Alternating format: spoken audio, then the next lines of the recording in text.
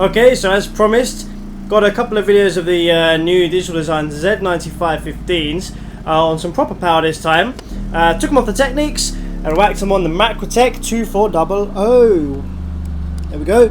Crown Macrotech, one of the most highly regarded and well respected amplifier brands and models. The Macrotech series, old now but incredibly powerful, still used to this day. Crown themselves still use it in live PA applications.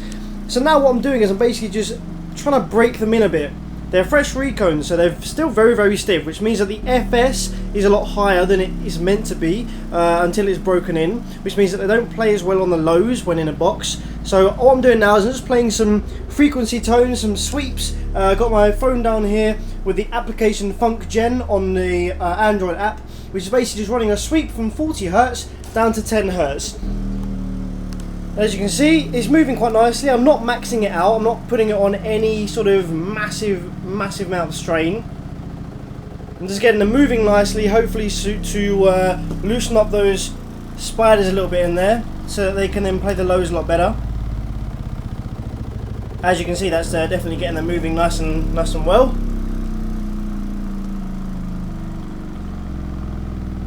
Right to the edge, as you can see the movement there, right down to 10 Hz. Nice. Let's see if we can see the coils. Go around this side where there's a bit more light. Let's zoom in there. Oh yeah, look at that. That's what I love about these Neo motors. You can really see the coils and you can actually see them, and it's a little bit more safe because you can actually see what's going on with them. You can feel them getting hotter. You can put a temperature gauge on there. You can put a thermometer and monitor their heat up the front of the dash. It's just a lot easier to work with. And off the Macrotech there, they're not getting warm at all, even when I was pushing them hard a minute ago off a few Basso Profondo rebasses.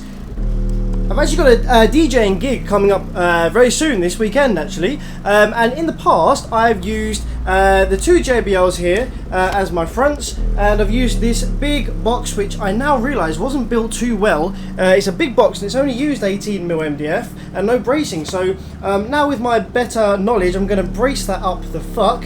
And I was using my old Celestion 18 PA there. You will have seen lots of videos of this if you've been subscribed to my channel for a few years. This gets fucking bassy as fuck. This is crazy in this box. And yeah, I use this for the subwoofer in the PA setup when I'm DJing. However, now that I've got these bad boys, this weekend I'm thinking of making a baffle for that to cover up the 18-inch hole, cutting one 15 hole in the baffle, and then cutting another 15 hole in the bottom there, in the back, so that this box can house two 15s, and I'll run the two DDZs off the Macrotech, and I'll run two JBLs off the Yamaha power mixer right here, which is a lovely bit of kit. Sadly, this Amcron 2401 has got a blown channel now. They are quite old, and yeah, I think it's not too well inside, so I'll be repairing that pretty soon. It should cost me about 50 quid to repair, not too bad. But yeah, for now I'm only down to one Crown amp, one power mixer, and the two JBLs here. Okay, so just for testing purposes, one DD-Z95 this side, one DD-Z95 this side. That's the box for the 18 Celestion, which is sitting outside. I use it as a template. So now I've got one sub on either side of the box. Big old port down there, tuned to about 28 Hz. Let's just see what I've released right here. This is Let It Go Basso Profondo Rebass. You can find this on the Basso Profondo Facebook page. Type in facebook.com/BP Rebass.